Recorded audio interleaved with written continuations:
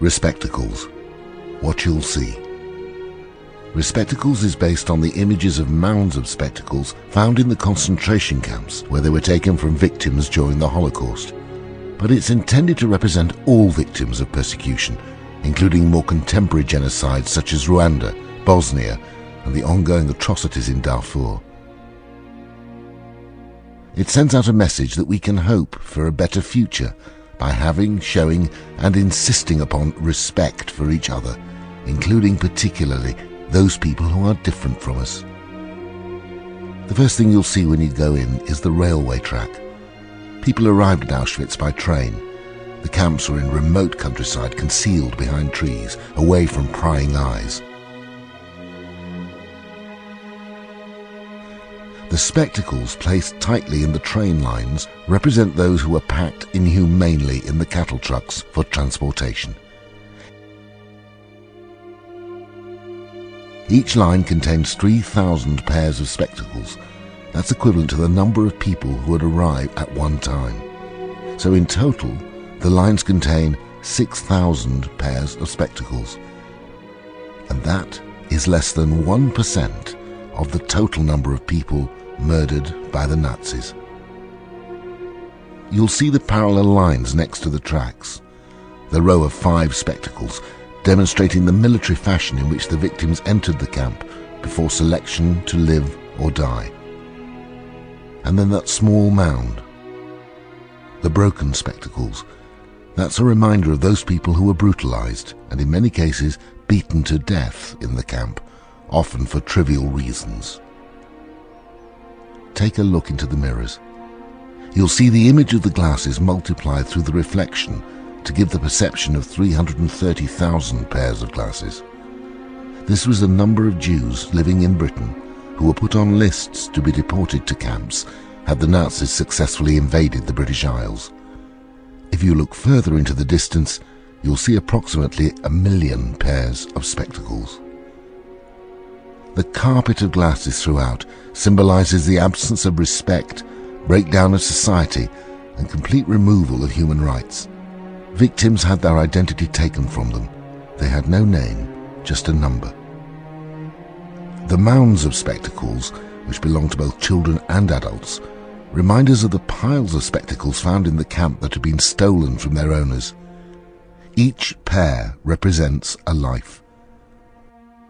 Children were immediately sent to their deaths on arrival, as were most adults. The stronger adults were used as slave labor, neglected and starved. But there's also a beauty to the mounds, which represents the innocence of those who were murdered. The forward-facing spectacles show how they would be in an ordered society. Each pair is different and has been specifically placed to show respect for their owners. Now you may think that the word hope is a strange word to place in this exhibition, but by retelling the events of the Holocaust to a new generation, there is indeed hope that we can make the world a better place.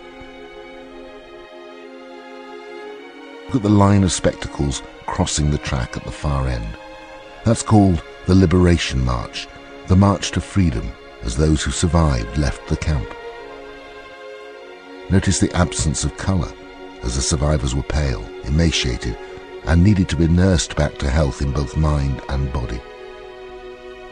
The word RESPECTacles highlights the fact that each pair of spectacles in the display represents a life which should have been respected.